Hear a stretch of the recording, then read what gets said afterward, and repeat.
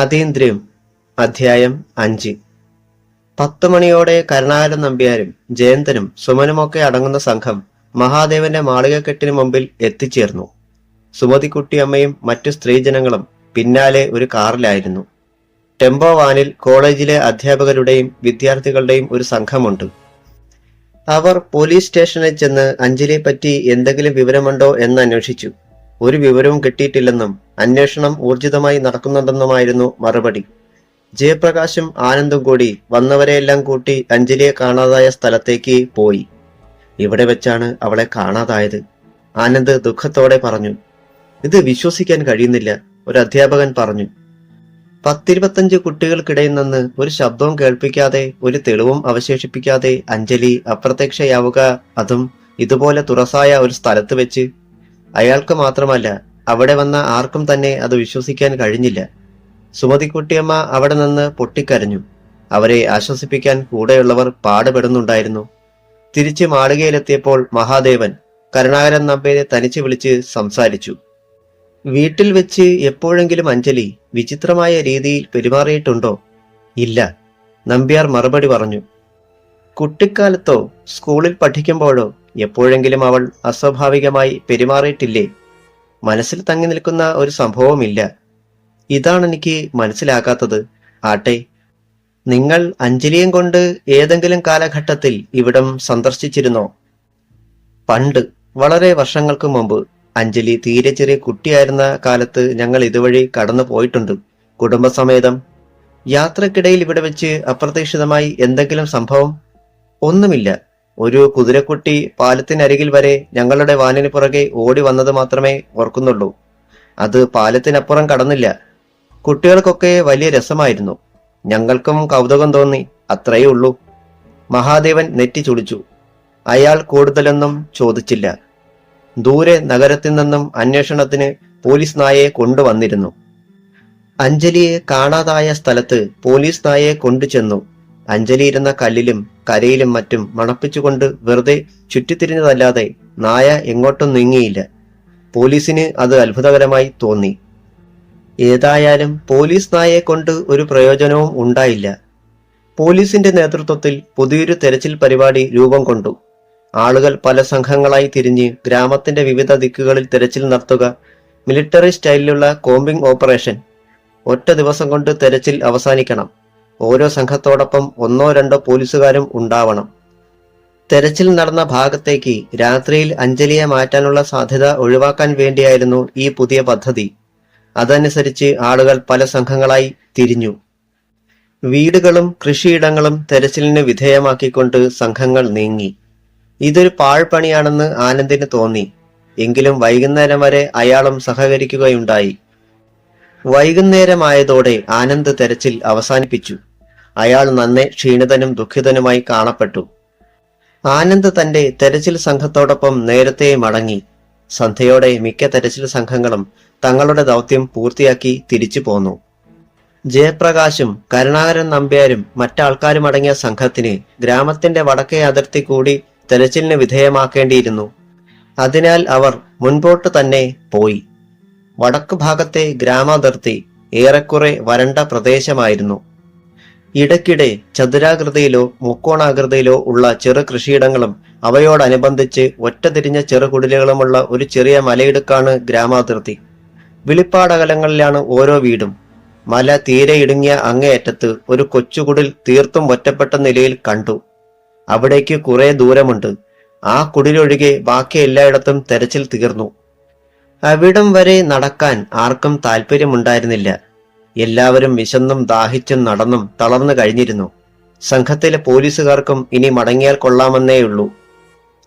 100 കണക്കിന് വീടുകൾ നമ്മൾ പരിശോധിച്ചു കഴിഞ്ഞു. ഒന്നും കണ്ടില്ല. ഇനി ആ കൊച്ചുകുടലിൽ എന്തെങ്കിലും കാണാൻ പറ്റുമെന്ന് എനിക്ക് ഒട്ടും വിശ്വാസമില്ല. നമുക്ക് മടങ്ങാം. അത്രയും ദൂരം കൂടി നടക്കുക കുറെ കടുപ്പമാണ് താനും. ഇല്ല, ഏതായാലും ഇത്രയുമായി. ഇനി അത് മാത്രമായിട്ട് ബാക്കി വെക്കണ്ട. അതും കൂടി നോക്കിയേക്കാമായിരുന്നു എന്ന് പിന്നീട് വിഷമിക്കാൻ ഇട വരരുത്, സംഘത്തിലെ ഒരു അധ്യാപകൻ പറഞ്ഞു. ആരും എതിർത്തില്ല. സംഘം മനസ്സില്ലാ മനസ്സോടെ അവിടേക്ക് നീങ്ങി. സംഘം ആ കുടിലിനോട് അടുത്തു. അപ്പോൾ അവർ വരുന്നത് കണ്ട് ആരോ പിന്നിലൂടെ ഇറങ്ങി ഓടുന്നത് കണ്ടു. താടിയും മുടിയും നീട്ടി വളർത്തിയ അർദ്ധനഗ്നനായ ഒരു മധ്യവയസ്കന്റെ രൂപം പോലെ ജയപ്രകാശിന് തോന്നി. ഇരുട്ട് പരന്ന് തുടങ്ങിയിരുന്നതിനാൽ ഒരു നിഴൽ പോലെ മാത്രമേ കാണാമായിരുന്നുള്ളൂ.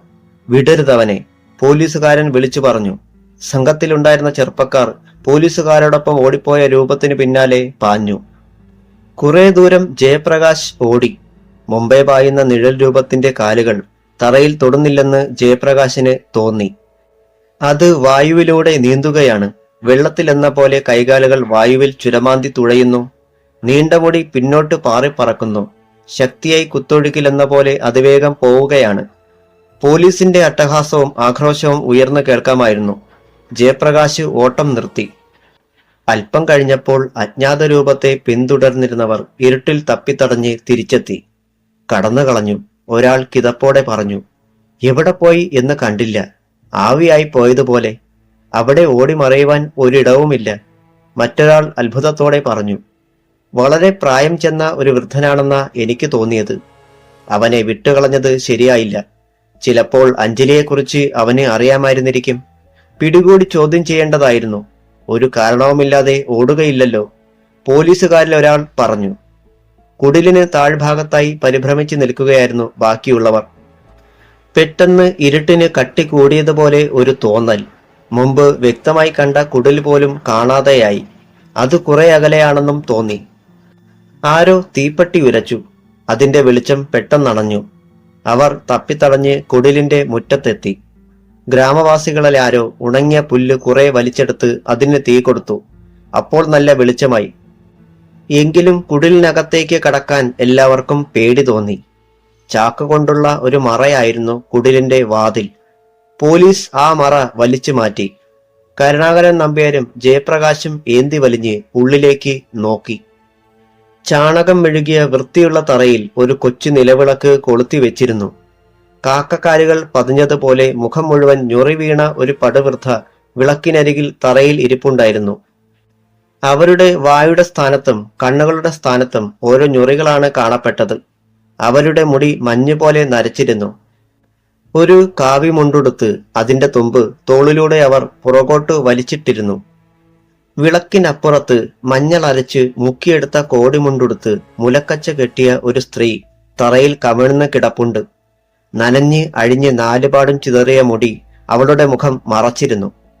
ആളുകൾ തിക്കിക്കയറിയപ്പോൾ വൃദ്ധയുടെ കണ്ണുകളുടെ ഭാഗത്തെ ഞൊറി ഒന്നിളകി. അവിടെ നേരിയ വിടവ് ദൃശ്യമായി. ഒരു തിളക്കം പുറത്തേക്ക് പാഞ്ഞു. അവരുടെ ചുണ്ടുകളുടെ സ്ഥാനത്തെ ഞൊറികളും തെല്ലകന്നു. അവരുടെ വായിൽ പല്ലുകളൊന്നുമില്ലായിരുന്നു.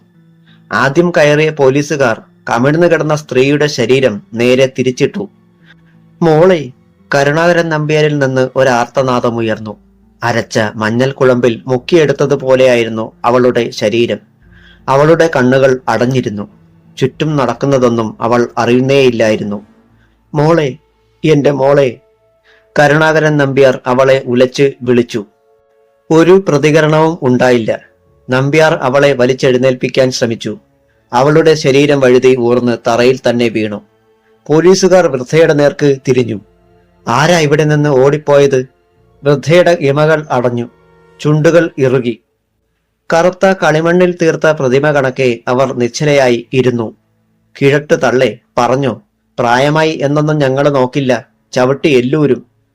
കോൺസ്റ്റബിൾ ലാത്തിയെടുത്ത് അവരുടെ നേർക്ക് വീശി. പക്ഷേ ലാത്തി ശരീരത്തിൽ പതിക്കും മുമ്പേ അവർ പിന്നോട്ട് മറിഞ്ഞു വീണു. തിരിച്ചെത്തിയ ശേഷം കിണറ്റിൽ നിന്ന് വെള്ളം കോരി തല തണുക്കെ കുളിച്ചു.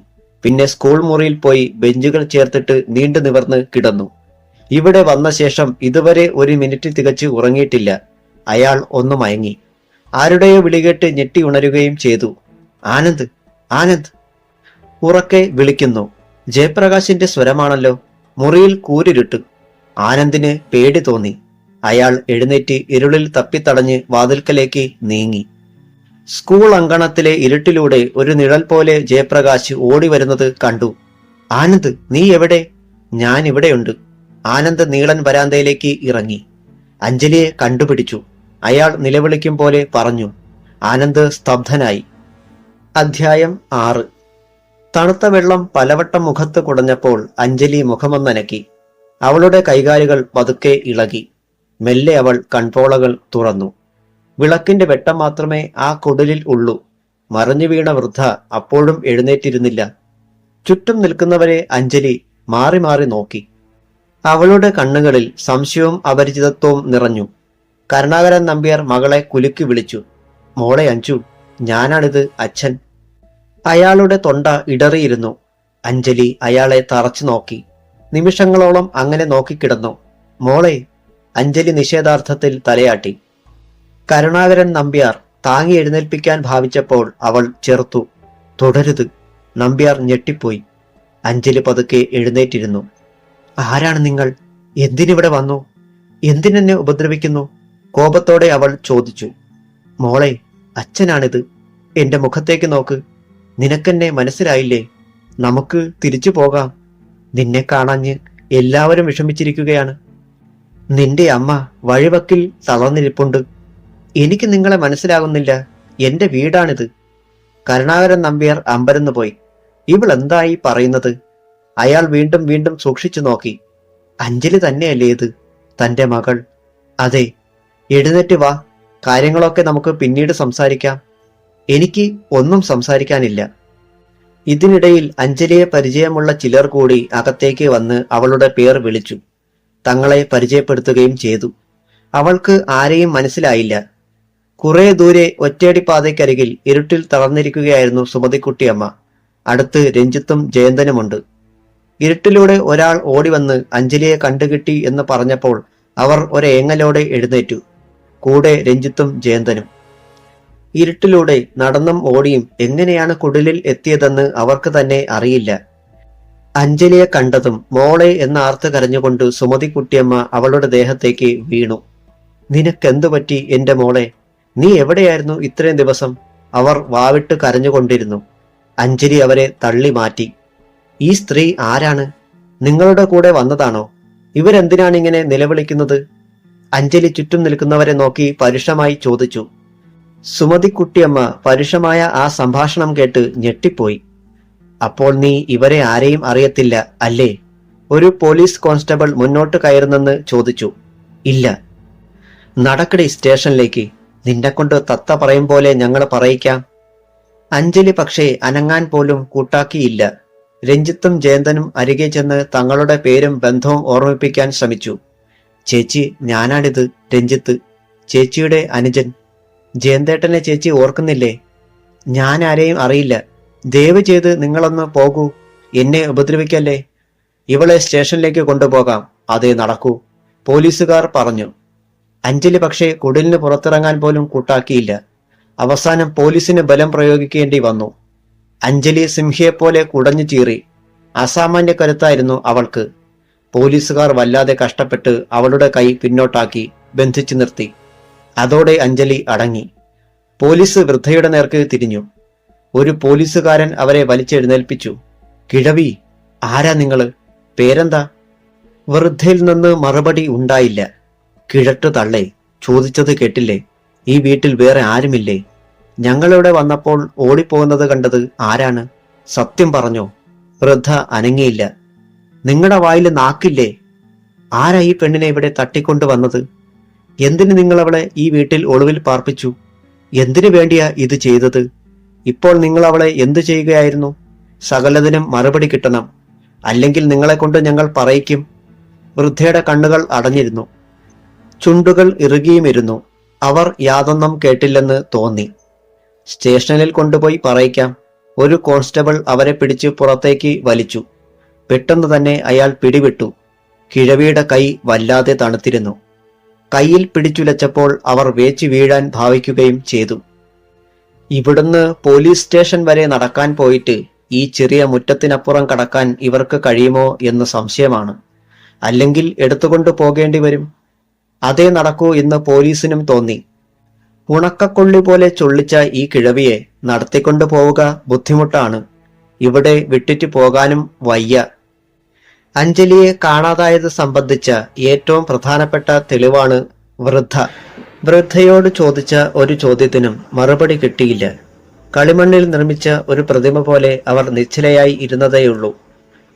പെട്ടെന്നൊരു തീരുമാനമെടുക്കേണ്ടിയിരുന്നു. അഞ്ജലിയെ കൊണ്ടുപോവുക, വൃദ്ധയ്ക്ക് 2 പോലീസുകാർ കാവൽ നിൽക്കുക. സംഘത്തിലുണ്ടായിരുന്ന ഏതാനും പേർ തുണ നിൽക്കാനും തയ്യാറായി. അങ്ങനെ തീരുമാനിച്ചു. കുറച്ചകലെയുള്ള വീടുകളിൽ നിന്ന് പന്തങ്ങളും തിരികളും മറ്റും കൊണ്ടുവന്നു. അഞ്ജലിയെ കൊണ്ടുപോകാൻ ഭാവിച്ചപ്പോൾ അവൾ ശക്തിയായി കുതറാൻ ശ്രമിച്ചു. അവളെ എടുത്ത് വെളിയിലിറക്കുകയായിരുന്നു. അവൾ ഉച്ചത്തിൽ നിലവിളിച്ചു. പന്തങ്ങളുടെ വെളിച്ചത്തിൽ അന്വേഷണ സംഘം അവളെയും കൊണ്ട് പോലീസ് സ്റ്റേഷനിലേക്ക് യാത്രയായി. 2 പോലീസുകാരും വേറെ 3 പേരും കുടിലിന് വെളിയിൽ വൃദ്ധയ്ക്ക് കാവലിരുന്നു. ആനന്ദ് ആ പഴയ തെരുവിന്റെ അങ്ങേയറ്റം വരെ ഓടി. അപ്പോൾ കണ്ടു കൊളുത്തിപ്പിടിച്ച പന്തങ്ങളുമായി ഒരു സംഘം ആൾക്കാർ അഞ്ജലിയും കൊണ്ടുവരുന്നത്. ജയപ്രകാശ് പുറകെ ഓടിയെത്തി. അവൻ കിതയ്ക്കുന്നുണ്ടായിരുന്നു. ആ വൃദ്ധയെ കൊണ്ടുവന്നില്ലെന്ന് തോന്നുന്നു, ജയപ്രകാശ് പറഞ്ഞു. അഞ്ജലി വരികയാണ്. തെരച്ചിൽ സംഘം അവളുടെ ചുറ്റിലുമുണ്ട്. അവരെ പൊതിഞ്ഞ് ഗ്രാമവാസികൾ. അവരുടെ എണ്ണം കൂടിക്കൂടി വരികയായിരുന്നു. പലയിടത്തു നിന്നും കൂവലും ആർപ്പുവിളികളും കേൾക്കായി. ഒരു ടാബ്ലോ കാണുന്ന കുട്ടിയെപ്പോലെ ആനന്ദ് റോഡിന്റെ വശത്തേക്ക് ഒതുങ്ങി നിന്ന് നോക്കി. അരച്ചു കലക്കിയ മഞ്ഞളിൽ മുക്കിയെടുത്ത കോടിമുണ്ടാണ് അഞ്ജലി ഉടുത്തിരുന്നത്. അതുപോലൊരെണ്ണം അവൾ മാറത്ത് പുതയ്ക്കുകയും ചെയ്തിരുന്നു. നെഞ്ചിനു താഴെയും മുതുകിലും അതിന് കുടുക്കുകളിട്ടിരുന്നു. അവളുടെ മുടി നനഞ്ഞ് തോളിലും പുറകിലും കഴുത്തിലുമായി അഴിഞ്ഞുലഞ്ഞ് ചിതറിക്കിടന്നു. ഒരു ആഭിചാരക്കാരിയെ പോലീസ് അറസ്റ്റ് ചെയ്ത് കൊണ്ടുപോവുകയാണെന്ന് തോന്നുമായിരുന്നു. ഉച്ചാടന കർമ്മങ്ങൾക്ക് അന്ധവിശ്വാസികളിൽ നിന്ന് പണം പിടുങ്ങുകയും ഭൂമിക്കടിയിലെ നിധികൾക്ക് വേണ്ടി പിഞ്ചു കുഞ്ഞുങ്ങളുടെ കഴുത്തറുക്കുകയും ചെയ്യുന്ന ഒരു ദുർമന്ത്രവാദിനിയെ അനുസ്മരിപ്പിച്ച് അഞ്ജലിയുടെ അപ്പോഴത്തെ രൂപം. ആദ്യ സംഘത്തിന് പിന്നാലെ മഹാദേവൻ തമ്പുരാനും അകമ്പടിക്കാരും നീങ്ങുന്നുണ്ടായിരുന്നു. മഹാദേവൻ ഗാഠചിന്തയിലെന്നോണം തലകുനിച്ചാണ് നടന്നത്. ചുറ്റുമുള്ളതൊന്നും അയാൾ അറിയുന്നേയില്ലെന്ന് തോന്നുമായിരുന്നു. അവർ പോലീസ് സ്റ്റേഷനിലെത്തി. പോലീസ് അഞ്ജലിയെ ചോദ്യം ചെയ്യാൻ തുടങ്ങി. വളരെ സൗമ്യമായി ബന്ധുക്കളുടെയും മിത്രങ്ങളുടെയും ഒക്കെ സാമീപ്യത്തിലാണ് ചോദ്യങ്ങൾ ചോദിച്ചത്. അഞ്ജലിയെ ആരാണ് ആക്രമിച്ചത്? അഞ്ജലി മൗനം. ആരാണ് അഞ്ജലിയെ ദൂരെയുള്ള ആ കിഴവിയുടെ കുടിലേക്ക് കൊണ്ടുപോയത്? അഞ്ജലിയുടെ മുഖം ഒന്നനങ്ങുക പോലും ചെയ്തില്ല. അവൾ കീഴോട്ട് നോക്കി നിന്നു. അവളുടെ കണ്ണിമകൾ പോലും ചലിച്ചില്ല. പറയടി തെണ്ടിച്ചി, CI കലിപോണ്ട് ഗർജിച്ചു. 2-3 ദിവസമായി ഞങ്ങളേട്ട് വലിപ്പിച്ചിട്ട് നീ വായും പൊട്ടി മിണ്ടാതിരിക്കുന്നോ? ഇപ്പോൾ അഞ്ജലി മുഖമുയർത്തി, കൺപോളകൾ ഉയർത്തി അയാളെ നോക്കി. അവളുടെ കണ്ണിൽ അഗ്നി എരിഞ്ഞു. ഞാൻ അഞ്ജലിയല്ല, അവൾ പതുക്കെ എന്നാൽ സ്ഫുടമായി പറഞ്ഞു. പിന്നെ ആരാടി കൂത്തുച്ചി നീ? സൂക്ഷിച്ച് സംസാരിക്ക്. ഓരോ വാക്കും പതുക്കെയാണ് അവൾ ഉച്ചരിച്ചത്, പുരോഹിതന്റെ മന്ത്രോച്ചാരണം പോലെ. അത് തീക്ഷ്ണവുമായിരുന്നു. അതിൽ ഒരു താക്കീതും ആജ്ഞാശക്തിയും ഉണ്ടായിരുന്നു. ശരി, ഞാനൊന്നും ചോദിക്കുന്നില്ല. നീ നിന്റെ മാതാപിതാക്കളോട് സംസാരിക്ക്. അവരോട് തുറന്നു പറ. ഞങ്ങളാരും ശല്യപ്പെടുത്തുന്നില്ല. അഞ്ജലിയുടെ അച്ഛനും അമ്മയും അവളെ സമീപിച്ച് സംസാരിക്കാൻ ശ്രമിച്ചു. നിങ്ങളെ ഞാൻ അറിയുകയില്ലല്ലോ. ആരാണ് നിങ്ങൾ? അവരുടെ മുഖത്തേക്ക് നോക്കി തികഞ്ഞ അപരിചിതത്തോടെ അവൾ ചോദിച്ചു. അഞ്ജലിയുടെ അമ്മ അത് കേട്ട് പൊട്ടിക്കരഞ്ഞു. അഞ്ജലിയുടെ സഹോദരങ്ങളും മറ്റു ബന്ധുക്കളും അടുത്തു വന്നു. ഓരോരുത്തരും സ്വയം പരിചയപ്പെടുത്താൻ വീണ്ടും ഒരു ശ്രമം നടത്തി നോക്കി. അഞ്ജലി വല്ലാതെ കുഴങ്ങി. അവൾ വല്ലായ്മയോടെ ഓരോരുത്തരെയും മാറി മാറി നോക്കി. ഖേദത്തോടെ അവൾ പറഞ്ഞു, സത്യമായും നിങ്ങളെ ആരെയും ഞാൻ അറിയുകയില്ല. നിങ്ങൾ എന്റെ ആരുമല്ല. നിങ്ങളൊക്കെ എന്തിനിവിടെ വന്നുവെന്ന് പോലും എനിക്ക് മനസ്സിലാകുന്നില്ല. നിങ്ങളെവിടെ നിന്നാണ് വരുന്നത്? ആരെയാണ് നിങ്ങൾക്ക് കാണേണ്ടത്? എന്നെപ്പോലെയുള്ള മറ്റു വല്ലവരെയുമാണോ? അഞ്ജലിയുടെ അധ്യാപകരും സഹപാഠികളും അവളെ സമീപിച്ചു നോക്കി. ഒരു ഫലവും ഉണ്ടായില്ല. അഞ്ജു. ഒടുവിൽ ആനന്ദ് അവളുടെ അരികിൽ ചെന്ന് വിളിച്ചു. എന്നെ നിനക്ക് മനസ്സിലാകുന്നില്ലേ? ആനന്ദാണ് ഞാൻ. നീ ശരിക്ക് ഓർമ്മിക്കാഞ്ഞിട്ടാണ്. പുച്ഛം നിറഞ്ഞ ഒരു ചിരി അവളുടെ ചുണ്ടുകളിൽ പരന്നു. നിങ്ങളെയൊക്കെ എങ്ങനെ പറഞ്ഞ് മനസ്സിലാക്കിക്കുമെന്ന് എനിക്കറിയില്ല. നിങ്ങൾ പറയുന്ന അഞ്ജലിയെ തേടാൻ ഞാനും വേണമെങ്കിൽ സഹായിക്കാം. എന്താണ് സംഭവിച്ചതെന്ന് തുറന്നു പറഞ്ഞാൽ മതി. പ്രൊഫസർ പത്മനാഭൻ നായർ തങ്ങൾ ഒരു മിനി ബസിൽ ഇവിടെ വന്നിറങ്ങിയത് മുതൽ അഞ്ജലിയെ കാണാതായതുവരെയുള്ള സംഭവങ്ങൾ വിവരിച്ചു പറഞ്ഞു. അഞ്ജലി കൗതുകത്തോടെ തലയാട്ടി കേട്ടുകൊണ്ടു നിന്നു. എല്ലാം കഴിഞ്ഞ് അവൾ പറഞ്ഞു, ഇത് വളരെ വിചിത്രമായിരിക്കുന്നു. എന്നിട്ട് നിങ്ങൾ പിടികൂടിയത് എന്നെ. നിങ്ങൾക്ക് വലിയൊരു തെറ്റ് പറ്റിയിരിക്കുന്നു. അഞ്ജലി അഭിനയിക്കുകയല്ല എന്നത് വ്യക്തമായിരുന്നു. അവൾ ആത്മാർത്ഥതയോടെയാണ് സംസാരിക്കുന്നത്. നിഷ്കളങ്കതയാണ് അവളുടെ മുഖത്ത്. എന്നാൽ അത് അഞ്ജലിയല്ലെന്ന് സമ്മതിച്ചു കൊടുക്കാൻ അവളെ പരിചയമുള്ള ആർക്കും സാധ്യമല്ലായിരുന്നു. അതേ രൂപം, അതേ നിറം, കണ്ണും മൂക്കും ചുണ്ടും താടിയുമെല്ലാം അത് തന്നെ. അഞ്ജലിയുടെ അമ്മ അവളുടെ നെറ്റിയിലെ ചെറിയ വടുവും കഴുത്തിലെ മറുകും കൈത്തണ്ടയിലെ പൊള്ളിയ പാടും പരിശോധിച്ചു നോക്കി. ഇത് അഞ്ജലിയാണെന്ന കാര്യത്തിൽ സംശയമേയില്ല. മോളെ, നീ ഞങ്ങളേട്ട് ഇങ്ങനെ തീ തീറ്റല്ലേ. അഞ്ജലിയാണെന്നറിഞ്ഞപ്പോൾ മുതൽ ചങ്ക് പൊട്ടുകയായിരുന്നു ഞങ്ങളുടെ. അമ്മ കരഞ്ഞുകൊണ്ട് പറഞ്ഞു. അഞ്ജലി അസഹ്യതയോടെ മുഖം തിരിച്ചു. ഇൻസ്പെക്ടർ സാർ, എന്റെ കയ്യിലെ കെട്ടഴിച്ച് എന്നെ എന്റെ പാട്ടിന് വിടുക. ഞാൻ നിങ്ങൾ അന്വേഷിക്കുന്ന ആളല്ലെന്ന് മനസ്സിലായില്ലേ? ശരി, നിന്റെ കുടിലിൽ കണ്ട ആ കിഴവി ആരാണെന്ന് പറയാമോ? അതോ? അവൾ തെല്ലുനേരം ചിന്താധീനയായി നിന്നിട്ട് പറഞ്ഞു. എനിക്ക് വയസ്സായി ജരാനരകൾ ബാധിച്ചാൽ എങ്ങനെയിരിക്കും? അത് തന്നെയാണ് ആ കിഴവി. ആശ്ചര്യകരമായിരുന്നു അവളുടെ മറുപടി. എന്താണതെന്ന് ആർക്കും മനസ്സിലായില്ല. അപ്പോൾ മഹാദേവൻ തമ്പുരാൻ മുമ്പോട്ട് കയറി വന്നു. ഞാനിവളോട് സംസാരിച്ചോട്ടെ? അയാൾ ഇൻസ്പെക്ടറോട് അനുവാദം ചോദിച്ചു. സംസാരിക്കാമല്ലോ. മഹാദേവൻ അഞ്ജലിക്ക് അഭിമുഖമായി തിരിഞ്ഞു. കടുത്ത പ്രതിയോഗികളെപ്പോലെ അവർ പരസ്പരം തറച്ചു നോക്കി. മഹാദേവൻ അവളുടെ കണ്ണുകൾക്കിടയിലേക്ക് വിരൽ ചൂണ്ടി. നീ അഞ്ജലി അല്ലേ? അല്ല. നീ ആരാണെന്ന് പറയ്. എവിടെ നിന്ന് വരുന്നു? എങ്ങോട്ട് പോകുന്നു? എന്താണ് നിന്റെ ആവശ്യം? അഞ്ജലി ആലോചിക്കാൻ ശ്രമിക്കുകയാണെന്ന് തോന്നി. അവളുടെ നെറ്റി ചുളിഞ്ഞു. കൺപോളകൾ താണു വന്നു. ചുണ്ടുകൾ കരുവാളിച്ചു. നിന്ന നിൽപ്പിൽ അവൾ ആടി ഉലഞ്ഞു. അടുത്ത നിമിഷം അവൾ മോഹാലസ്യപ്പെട്ട് നിലം പതിച്ചു. അഞ്ജലിയുടെ ബന്ധുക്കൾ തന്നെ അവളെ താങ്ങിയെടുത്ത് ഒരു ബെഞ്ചിന്മേൽ കിടത്തി. സുമതിക്കുട്ടിയമ്മ സെറ്റിന്റെ തുമ്പുകൊണ്ട് അവൾക്ക് വീശിക്കൊടുത്തു. മഹാദേവൻ പറഞ്ഞു. സാരമാക്കാനില്ല, കുഴപ്പമൊന്നുമില്ല ഇവൾക്ക്. ഇന്ന് ഇവളെ മാളികയിലേക്ക് വിട്ടുതരികയാണെങ്കിൽ സംഭവിച്ചതെന്താണെന്ന് ഇവളെ കൊണ്ട് തന്നെ ഞാൻ പറയിക്കാം. തീരെ ദുർബലയാണ് അവളിപ്പോൾ. ശക്തി ആർജിക്കുന്നതിന് മുമ്പ്. ഇല്ല ഇല്ല, അഞ്ജലിയുടെ ബന്ധുക്കൾ തറപ്പിച്ചു പറഞ്ഞു. നിങ്ങൾ ഇവളോട് സംസാരിക്കുന്നത് പോലും ഞങ്ങൾക്കിഷ്ടമല്ല. മഹാദേവനും അഞ്ജലിയുമായുണ്ടായ അസ്വരസത്തെക്കുറിച്ച് അവർ കേട്ടറിഞ്ഞിരുന്നു. മഹാദേവൻ ഇൻസ്പെക്ടറെ നോക്കി. നിങ്ങളാണ് മറുപടി പറയേണ്ടത്. നിങ്ങളുടെ കസ്റ്റഡിയിലാണ് അവൾ. അങ്ങനെയൊരു വ്യക്തിയുടെ കയ്യിൽ ഏൽപ്പിച്ചു കൊടുക്കാൻ പറ്റില്ല. ഇത് ഒരേയൊരു അവസരമാണ്. സാർ, പ്രൊഫസർ ഇൻസ്പെക്ടറെ വിളിച്ചു. അഞ്ജലി മോഹാലസ്യപ്പെട്ടിരിക്കുകയാണ്. ഇവിടെ ആശുപത്രി ഉണ്ടെങ്കിൽ അവിടെ ഇവളെ എത്തിക്കുകയാണ് ആദ്യം ചെയ്യേണ്ടത്. പോലീസിനും അക്കാര്യത്തിൽ തർക്കമില്ലായിരുന്നു. അവർ അവളെ അല്പം അകലെയുള്ള സ്വകാര്യ ക്ലിനിക്കിൽ എത്തിച്ചു. ഡോക്ടർ അവളെ പരിശോധിച്ചു. രാത്രി മുഴുവൻ അവൾ ക്ലിനിക്കിൽ കഴിയട്ടെ എന്നായിരുന്നു ഡോക്ടറുടെ നിർദ്ദേശം.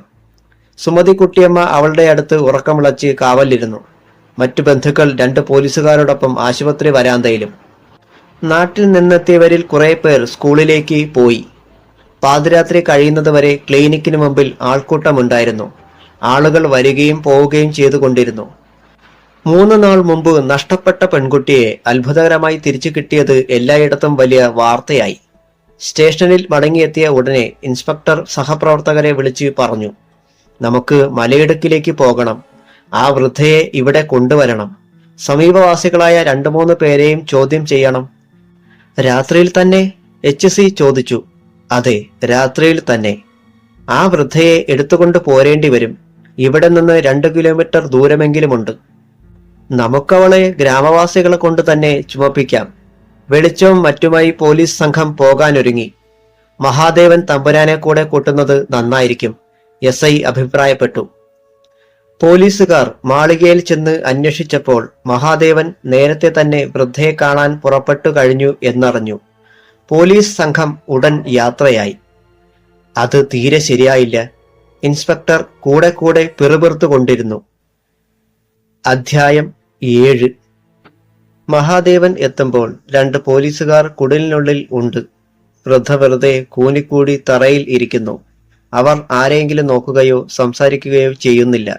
അവരോട് ചോദ്യങ്ങൾ ചോദിച്ച് പോലീസുകാർക്ക് മുഷിഞ്ഞു കഴിഞ്ഞിരുന്നു. കുടിലിന് വെളിയിൽ ചിലർ ഉണക്കപ്പുല്ലും കരിയിലകളും ചുള്ളികളും വാരിക്കൂട്ടിയിട്ട് തീ കത്തിച്ച് കായുന്നുമുണ്ട്. തണുപ്പുള്ള രാത്രിയായിരുന്നു അത്. മഹാദേവൻ വന്നപ്പോൾ പോലീസുകാർ എഴുന്നേറ്റു. ഞാൻ ഇവരോട് സംസാരിക്കാം, മഹാദേവൻ പറഞ്ഞു. അയാളുടെ സ്വരം കേട്ടപ്പോൾ വൃദ്ധ കണ്ണു തുറന്നു. മഹാദേവനെ അവർ സൂക്ഷിച്ചു നോക്കി. മഹാദേവൻ അവരെയും. നിങ്ങൾ പുറത്തേക്കിറങ്ങി നിൽക്കണം, മഹാദേവൻ പോലീസുകാരോട് പറഞ്ഞു. അവർ കുടിലിൽ നിന്ന് ഇറങ്ങി തീക്കുണ്ഡത്തിനടുത്ത് മറ്റാൾക്കാരോടൊപ്പം ചെന്നിരുന്ന് തീ കാഞ്ഞു. ഇൻസ്പെക്ടറും സംഘവും കുടിലിനെ സമീപിക്കുകയായിരുന്നു.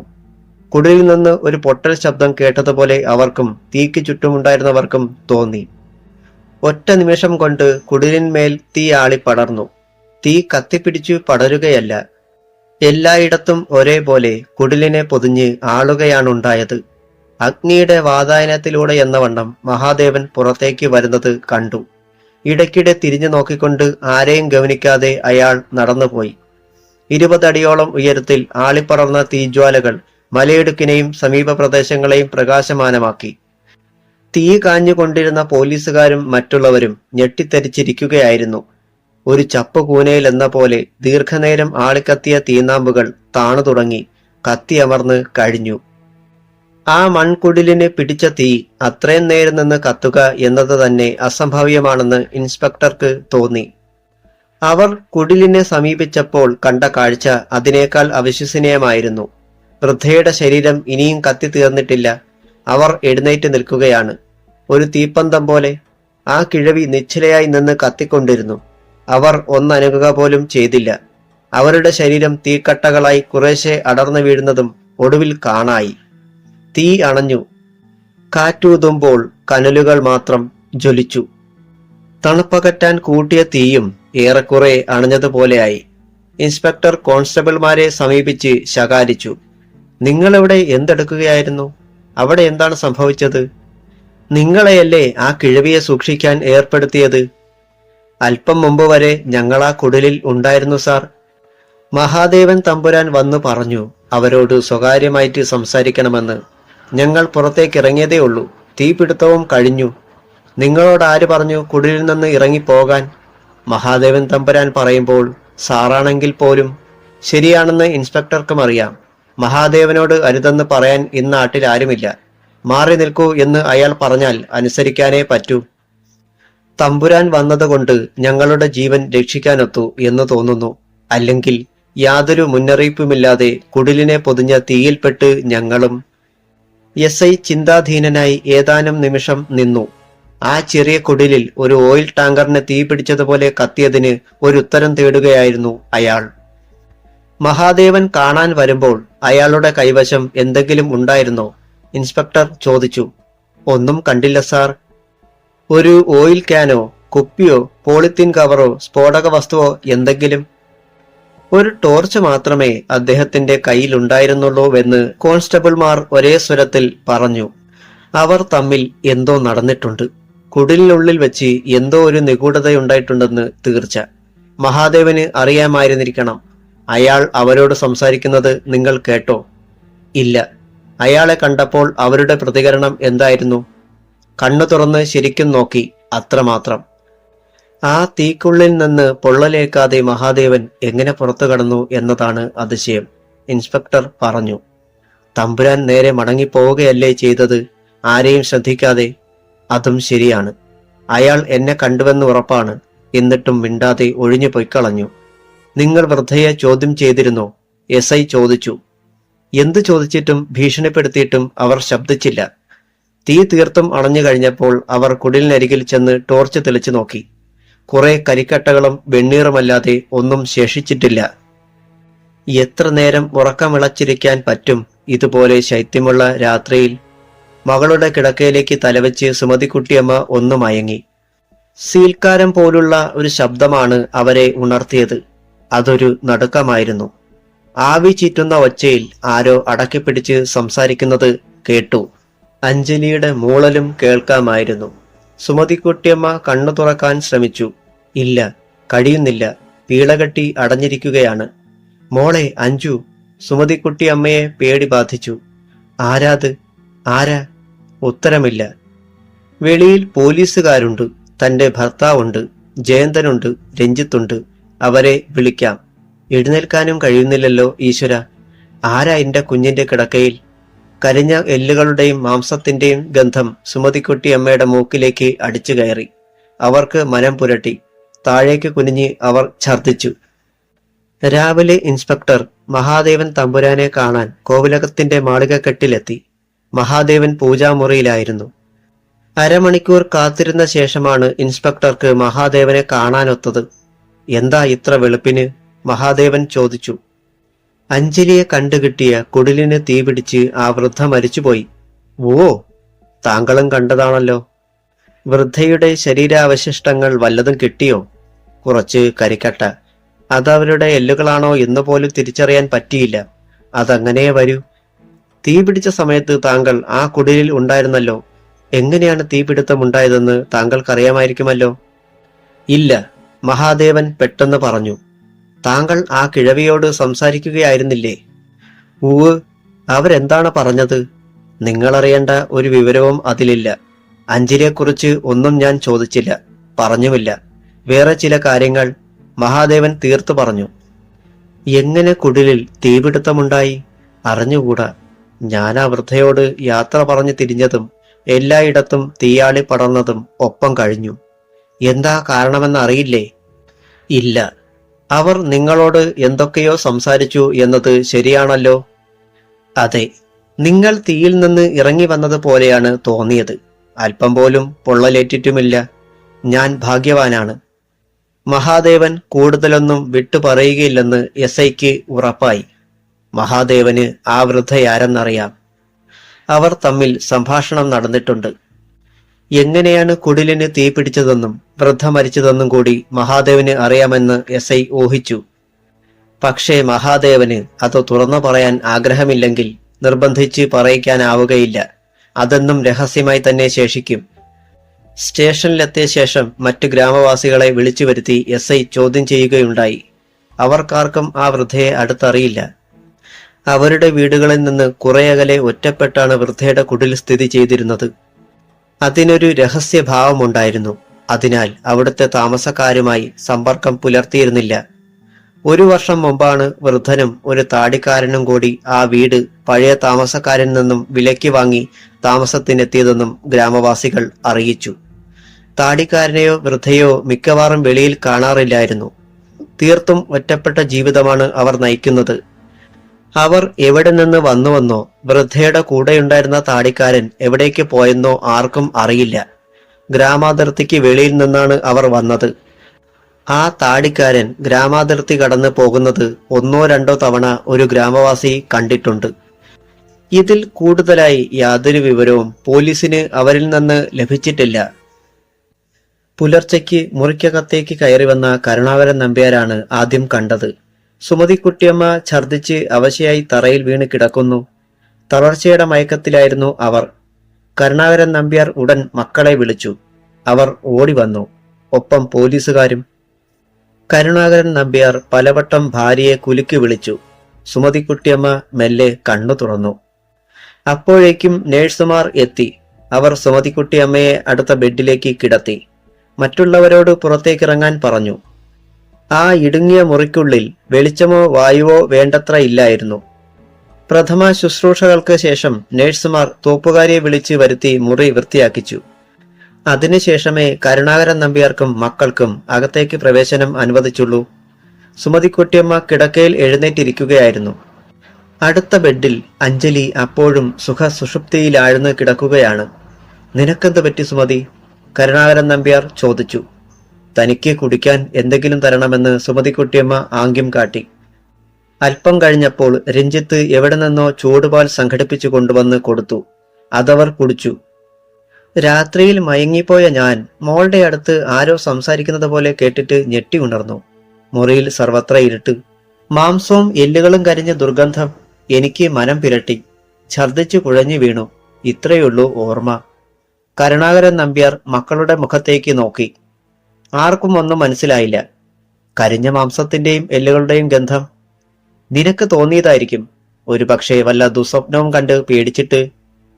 സുമതിക്കുട്ടിയമ്മ മറുപടി പറഞ്ഞില്ല. അവർക്ക് ഒന്നും തീർച്ചപ്പെടുത്താൻ കഴിഞ്ഞില്ല. അല്പം കഴിഞ്ഞപ്പോൾ അഞ്ജലി ഉണർന്നു. അവൾ തനിയെ കിടക്കയിൽ എഴുന്നേറ്റിരുന്നു. കരുണാകരൻ നമ്പ്യാർ അവളുടെ അടുത്ത് ചെന്നു. മെല്ലെ ശിരസിൽ തലോടി. ഇപ്പോൾ എങ്ങനെയുണ്ട് മോളെ? അവൾ ദയനീയമായി അയാളെ നോക്കിയതല്ലാതെ മറുപടിയൊന്നും പറഞ്ഞില്ല. മകൾ തന്നെ തിരിച്ചറിഞ്ഞുവെന്ന് നമ്പ്യാർക്ക് തോന്നി. മാത്രമല്ല, ഇന്നലത്തെ വീറും അപരിചിത ഭാവമൊന്നും അവളിൽ കണ്ടുമില്ല. കണ്ടോ, അമ്മയ്ക്ക് സുഖമില്ല. ഇന്നലെ രാത്രിയിൽ നിന്റെ അടുത്ത് ഉറക്കം വിളിച്ചിരുന്നതാ. പെട്ടെന്നൊരു മനംപിരട്ടലും ഛർദിയും വന്ന് മയങ്ങി വീണുപോയി. അഞ്ജലി തലതിരിച്ച് അമ്മയെ നോക്കി. സുമതിക്കുട്ടിയമ്മയും അവളെ തന്നെ നോക്കുകയായിരുന്നു. മോളെ, അവരുടെ വിളിയൊച്ച കണ്ണീരിൽ കുടുങ്ങിപ്പോയി. ഇന്നലെ രാത്രിയിൽ നീ ഉണരുകയുണ്ടായോ? നമ്പ്യാർ മകളോട് ചോദിച്ചു. അവൾ നിഷേധാർത്ഥത്തിൽ മെല്ലെ തലയാട്ടി. അമ്മ പറഞ്ഞു നീ ഉണർന്നുവെന്നും ആരോട് സംസാരിക്കുന്നത് കേട്ടുവെന്നും. രാത്രിയിൽ ഇതിനകത്ത് ആരെങ്കിലും വന്നോ? അപ്പോഴും അവൾ തലവെട്ടിച്ചു. ഇതിനുള്ളിൽ ദുർഗന്ധമെന്തെങ്കിലും ഉണ്ടായതായി തോന്നിയോ?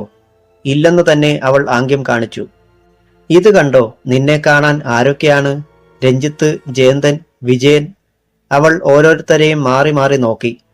തണുത്ത് മരവിച്ചതുപോലെയുള്ള നോട്ടം, നിസ്സംഗമായ ഭാവം. എങ്കിലും വളരെ വ്യത്യാസമുണ്ടെന്ന്, ഇന്നലത്തേക്കാൾ വളരെ ഭേദപ്പെട്ടിരിക്കുന്നുവെന്ന് എല്ലാവർക്കും തോന്നി. പിന്നീട് ഡോക്ടറും അതുതന്നെ പറയുകയുണ്ടായി. അവൾ തിരിച്ചു വരികയാണെന്ന് തോന്നുന്നു. 9 മണിയോടെ അവർ പുറപ്പെട്ടു. ഏറ്റവും മുമ്പിൽ പോലീസ് ജീപ്പ്, അതിനു പിന്നിൽ അഞ്ജലിയുടെ മാതാപിതാക്കളും സഹോദരങ്ങളും വന്ന കാർ. അതിലാണ് അഞ്ജലിയെ കൊണ്ടുപോകുന്നത്. അതിനു പിന്നിൽ ടൗണിൽ നിന്ന് വന്ന പോലീസ് വണ്ടി. ഏറ്റവും പുറകിലായി വിദ്യാർത്ഥികളും അധ്യാപകരും വന്ന ടെമ്പോ വാൻ. പച്ച പുതച്ച വയലുകൾക്ക് നടുവിലുള്ള മൺറോഡിലൂടെ വാഹനങ്ങൾ ഓടിക്കൊണ്ടിരുന്നു. അവയ്ക്ക് പിന്നിൽ ചെമ്മണ്ണിന്റെ പൊടിപടലങ്ങൾ ഉയർന്നു. ഒരു കുതിര ഓടി വരുന്നത് കണ്ടോ? വാനിലുണ്ടായിരുന്ന ജയപ്രകാശ് കൂടെയുണ്ടായിരുന്നവർക്ക് കാട്ടിക്കൊടുത്തു. എല്ലാവരും കണ്ടു. ഒരു കറുത്ത കുതിരയുടെ തലയും കഴുത്തും പൊടിപടലങ്ങളിലൂടെ നീന്തി വരുന്നത്.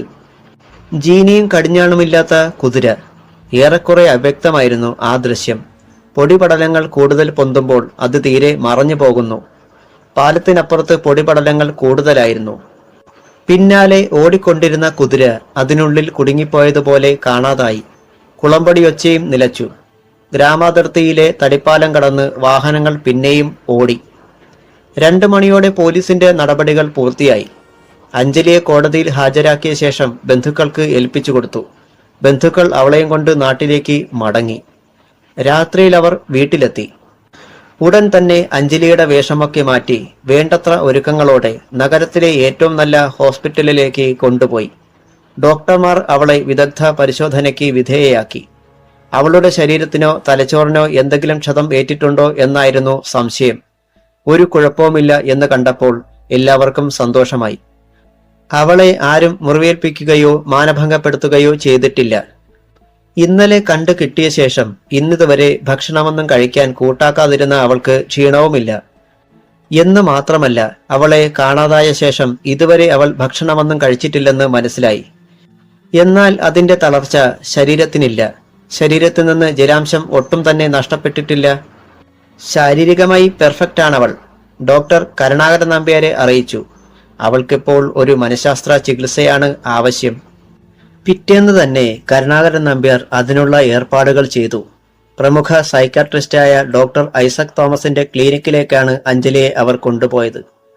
അഞ്ജലിയെ നിരീക്ഷണ പരീക്ഷണങ്ങൾക്ക് വിധേയയാക്കിയ ശേഷം ഐസക് തോമസ് പറഞ്ഞു, അവളുടെ ബോധമനസ്സ് നോർമലായിട്ട് തന്നെ പ്രവർത്തിക്കുന്നുണ്ട്. അതുകൊണ്ട് തന്നെ ഈ കേസ് അത്ര ഗുരുതരമൊന്നുമല്ല. ഒറ്റ കുഴപ്പമേ ഉള്ളൂ അവൾക്ക്. അവൾ ചുറ്റും നടക്കുന്ന സംഭവങ്ങളോട് പ്രതികരിക്കുന്നില്ല.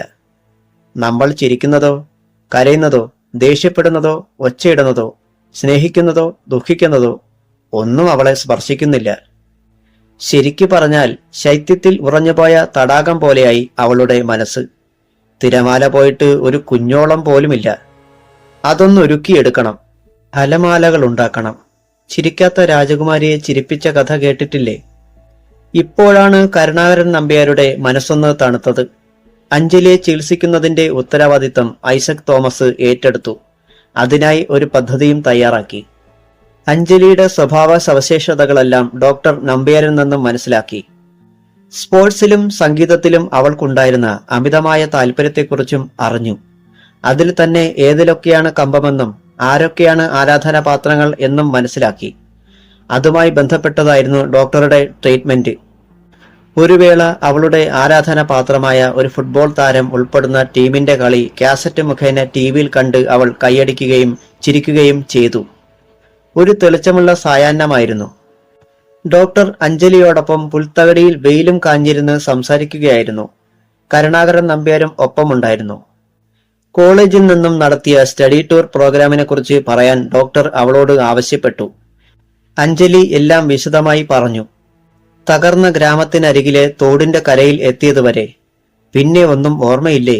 അവൾ ഓർമ്മിക്കാൻ ശ്രമിച്ചു. തോട്ടിലൂടെ നഗ്നമായ ഒരു ശവശരീരം ഒഴുകി വരുന്നതുവരെ കണ്ടതായി ഞാൻ ഓർക്കുന്നു. എന്റെ കൂട്ടുകാരുടെ കാലുകളിൽ തട്ടിത്തടഞ്ഞ് അത് താഴേക്ക് പോയി. പിന്നെ അവളുടെ നെറ്റി ചുളിഞ്ഞു, പുരികങ്ങൾ വളഞ്ഞു. അവൾ വല്ലാതെ ക്ലേശിച്ചു. അവളുടെ ശരീരം വിയർക്കുകയും വല്ലാതെ പാരവശ്യം പ്രകടിപ്പിക്കുകയും ചെയ്തു. എനിക്ക് ഉറക്കം വരുന്നത് പോലെ തോന്നുന്നു. ശരി, നമുക്ക് റൂമിലേക്ക് പോകാം. ഡോക്ടർ എഴുന്നേറ്റു. ഇരുണ്ട പെയിന്റടിച്ച ചുമരുകൾ, അത്ര വിശാലമല്ലാത്ത മുറി, കടും ചായങ്ങളിൽ നിന്നും മങ്ങി മങ്ങി പോകുന്ന പെയിന്റിങ്ങുകൾ, ആകപ്പാടെ വിഭ്രാന്തി ജനിപ്പിക്കുന്ന ഒരു അന്തരീക്ഷം. ഒരിക്കൽ കൂടി ഞാൻ ചോദിക്കുകയാണ്, കുട്ടിയെ ഹിപ്നോട്ടൈസ് ചെയ്യുന്നതിൽ വിരോധമില്ലല്ലോ? ഡോക്ടർ ഐസക് തോമസ് ചോദിച്ചു. ഇല്ല. പൂർണ്ണ സമ്മതം? സമ്മതം. ഒട്ടും പരിഭ്രമമില്ല? ഇല്ല. Then okay. ഈ ടേബിളിൽ കിടക്കൂ. അഞ്ജലി നീണ്ടു നിവർന്ന് കിടന്നു. ഡോക്ടർ നെറ്റിയിലെ വിയർപ്പ് ഒപ്പി. ഒരു മറുപടിയുമില്ല. അഞ്ജലി അപ്രത്യക്ഷയായ ആ 3 ദിവസത്തെക്കുറിച്ചും അടയാളങ്ങളില്ല. ഒന്നും കാണുന്നില്ലെന്ന് മറുപടി. ആ 3 ദിവസങ്ങളെ സംബന്ധിച്ച് യാതൊന്നും അവളുടെ മസ്തിഷ്കത്തിൽ രേഖപ്പെടുത്തിയിട്ടില്ല. ആ ദിവസങ്ങളെ സംബന്ധിച്ച് യാതൊരു ചോദനയും ഉണർത്തപ്പെടുന്നില്ല. നിശൂന്യം. ഒരു ബ്ലാക്ക് ഹോൾ പോലെ ബ്ലാങ്കായി കിടക്കുകയാണോ കുട്ടി ആ ദിവസങ്ങൾ നിന്റെയുള്ളിൽ? ആത്മകഥമെന്നോണം അയാൾ പിറുപിറുത്തു. ഇത് 3ാമത്തെ ശ്രമമാണ്. പറയൂ, എവിടെയാണ് നീ? ആരാണ് നിന്റെ കൂടെയുള്ളത്? ഐസക് തോമസ് അവളുടെ മുഖത്തേക്ക് ഉറ്റുനോക്കി. അഞ്ജലിയുടെ ചുണ്ടുകൾ ചലിച്ചു. പക്ഷേ ശബ്ദമൊന്നുമില്ല.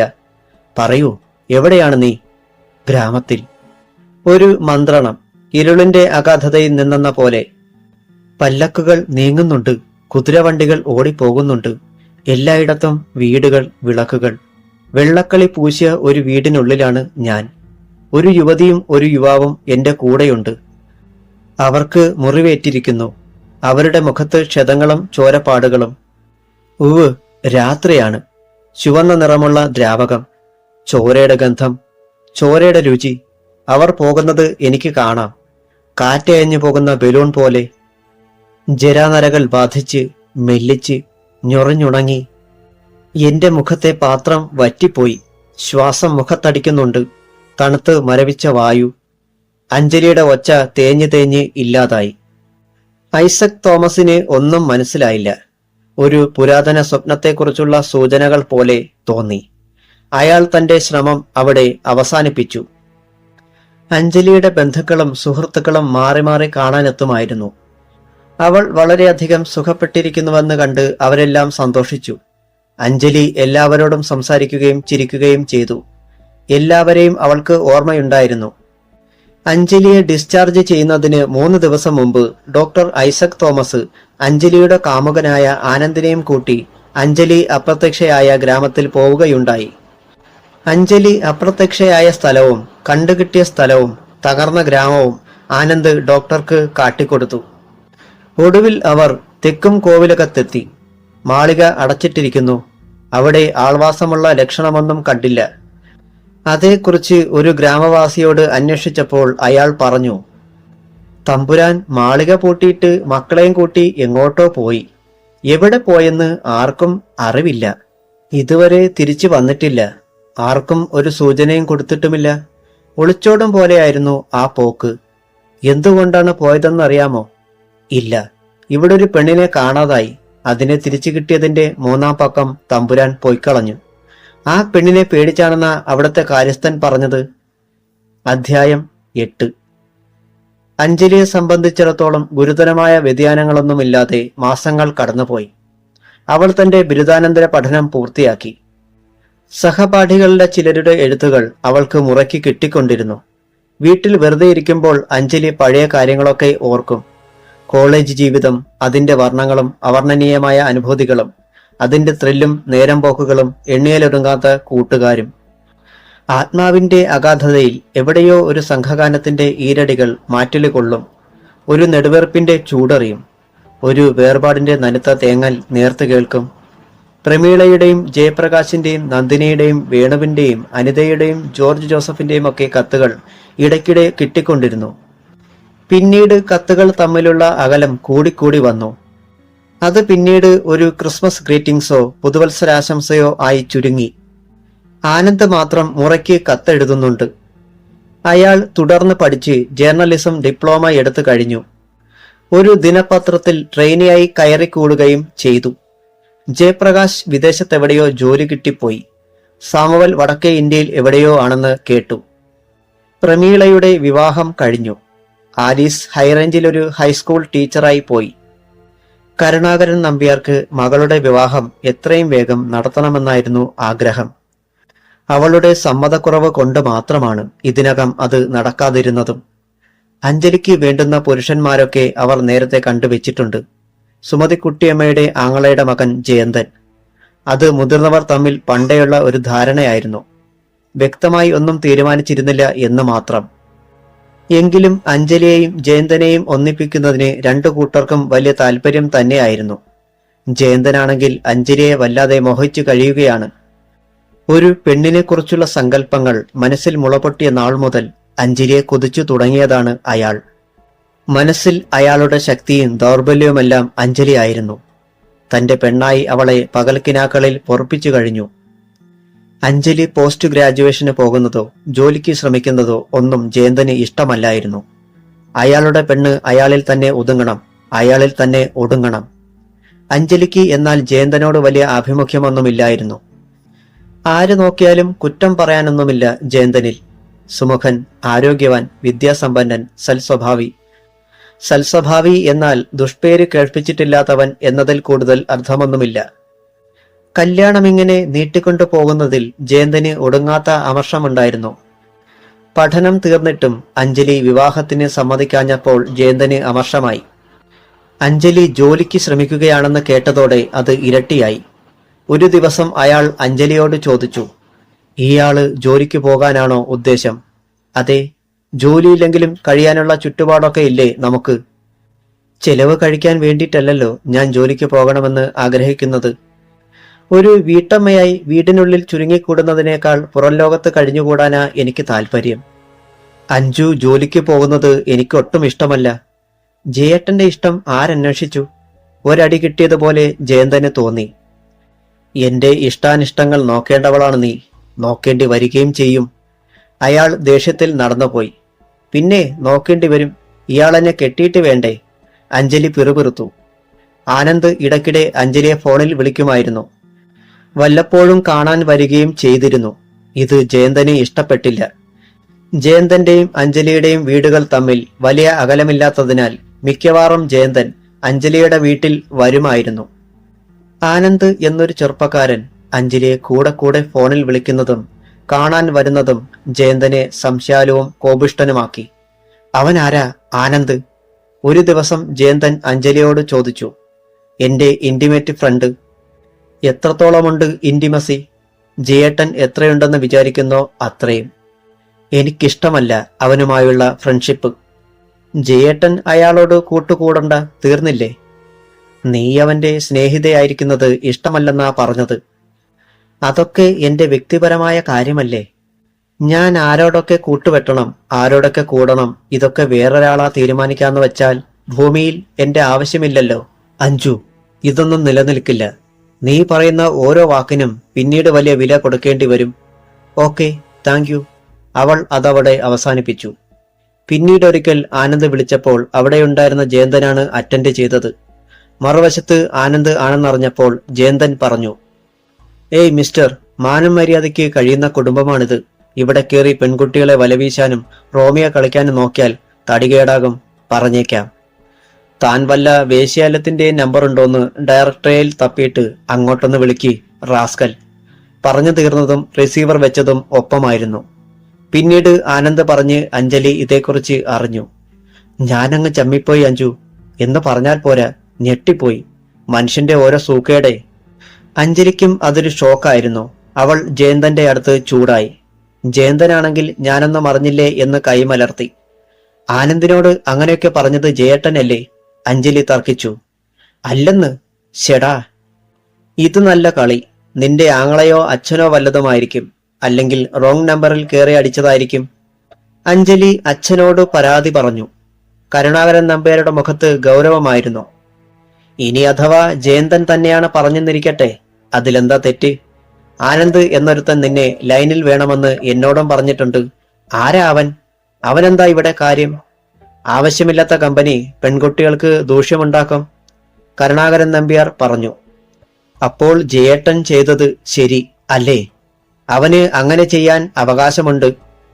നിനക്ക് അന്യപുരുഷന്മാരുമായുള്ള ഇടപാടുകൾ അവനിഷ്ടപ്പെടുകയില്ല. അവനാണ് നിന്നെ നിയന്ത്രിക്കാനുള്ള അവകാശം.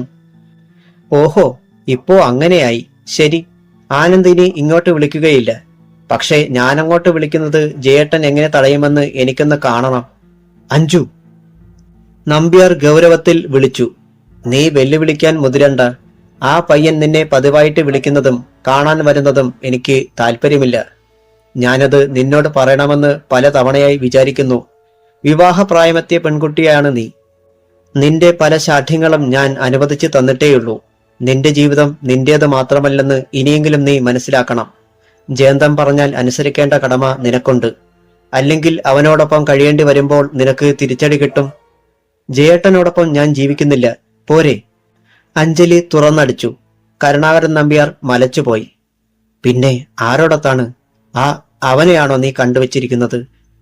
അഞ്ജലി മറുപടി പറയാതെ അച്ഛന്റെ മുമ്പിൽ നിന്നും മാറിപ്പോയി. കരുണാകരൻ നമ്പ്യാർ ഓർത്തു.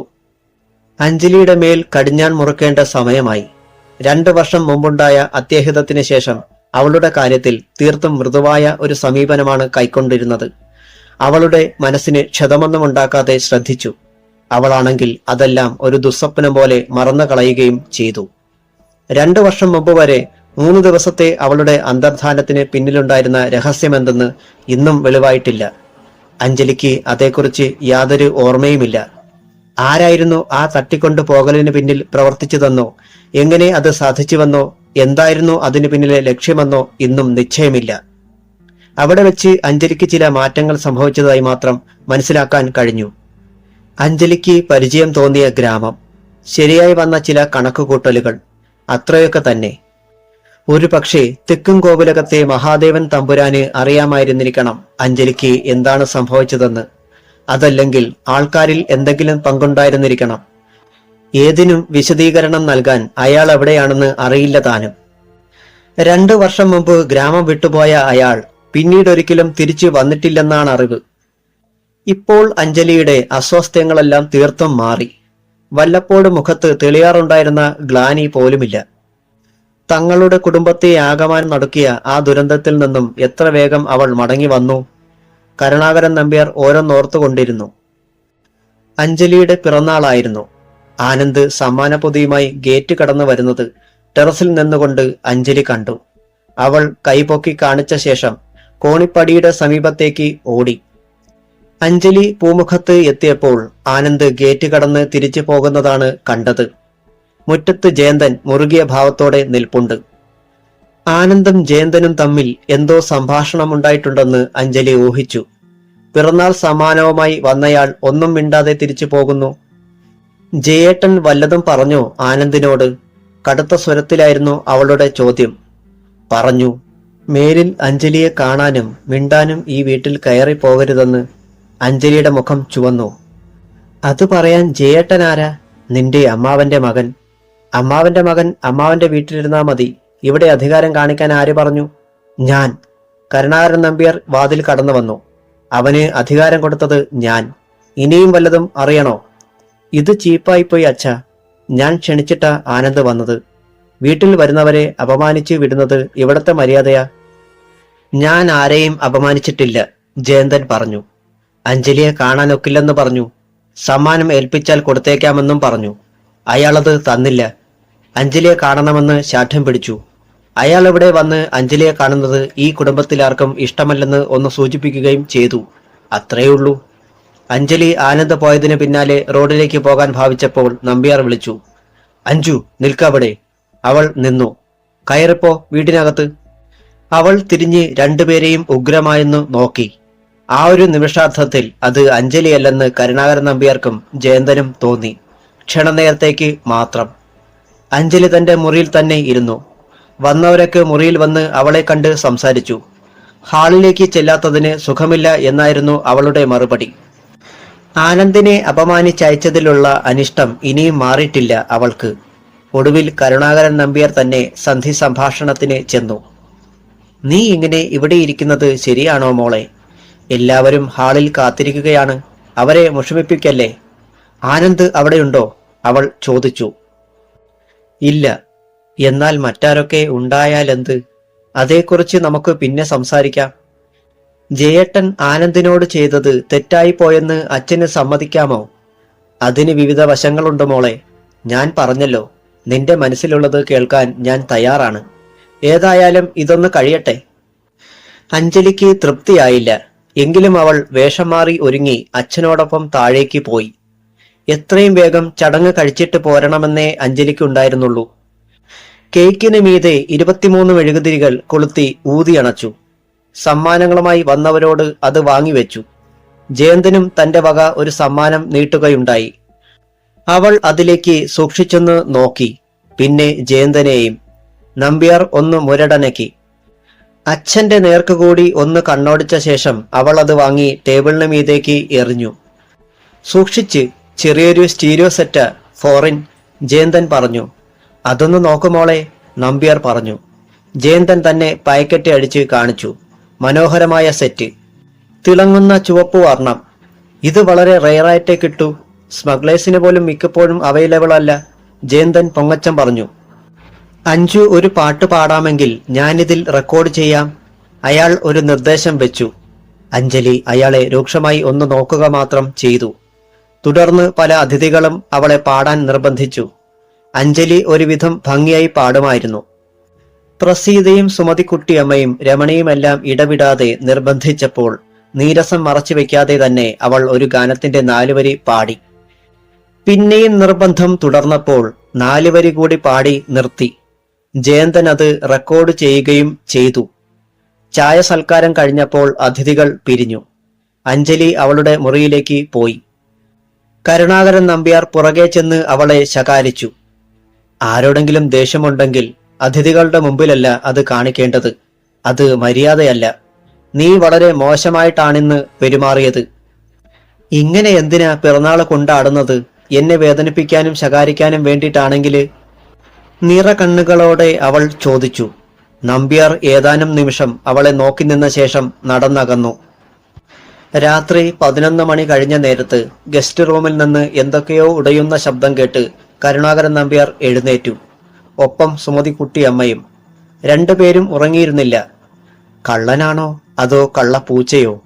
പിറുപിറുത്തുകൊണ്ട് നമ്പ്യാർ ഗസ്റ്റ് റൂമിന്റെ അടുത്ത് ചെന്ന് ജനാലയിലൂടെ നോക്കി. അഞ്ജലി അകത്ത് നിൽപ്പുണ്ട്. അവളുടെ മുഖം കോപകലുഷിതമായിരിക്കുന്നു. കണ്ണുകൾ ജ്വലിക്കുന്നുണ്ടെന്ന് തോന്നി. മുടി അഴിഞ്ഞു ചിതറി തൂളിലും നെഞ്ചിലും ഇഴയുന്നു. ജയന്തൻ കൊടുത്ത ടേപ്പ് റെക്കോർഡർ അവൾ മേശപ്പുറത്ത് അടിച്ചുടച്ചു.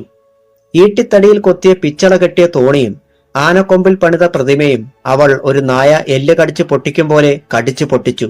സ്ഫടികം കൊണ്ടുള്ള താജ്മഹലും പളുങ്കിൽ തീർത്ത കുത്തമ്മിനാറും ഭിത്തിയിൽ ആഞ്ഞിടിച്ചു. അവ അനേകം കഷണങ്ങളായി ചിതറിയെങ്കിലും അവളുടെ കയ്യിൽ ഒരു പോറൽ പോലും ഉണ്ടായിരുന്നില്ല.